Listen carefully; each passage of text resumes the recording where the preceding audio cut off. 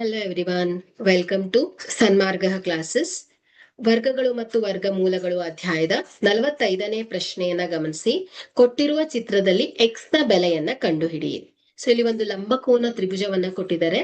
So ಇಲ್ಲಿ ವಿಕರ್ಣದ ಅಳತೆ 5 centimetre ಇದೆ. ಉಳಿದೆರಡು ಬಾಹುಗಳಲ್ಲಿ ಸೊ ಒಂದು ಬಾಹುವಿನ ಅಳತೆ 3 ಸೆಂಟಿಮೀಟರ್, ಸೊ ಇನ್ನೊಂದು x ಸೆಂಟಿಮೀಟರ್ ಇದೆ.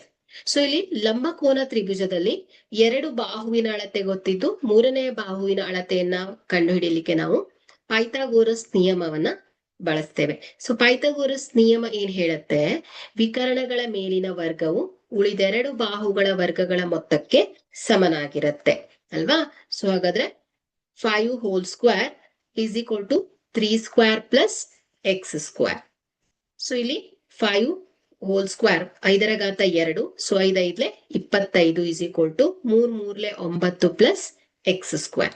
So x square is equal to ಏನಾಗುತ್ತೆ, 25 minus 9. So x square is equal to 16. So x is equal to ವರ್ಗಮೂಲ 16.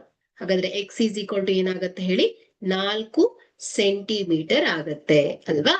ಸೊ ಹಾಗಾದ್ರೆ ಇಲ್ಲಿ ಕೊಟ್ಟಿರುವಂತಹ ಚಿತ್ರದಲ್ಲಿ ಎಕ್ಸ್ ನ ಬೆಲೆ ಅಂದ್ರೆ ಉಳಿದ ಒಂದು ಬಾಹುವಿನ ಬೆಲೆ 4 ಸೆಂಟಿಮೀಟರ್ ಆಗಿದೆ.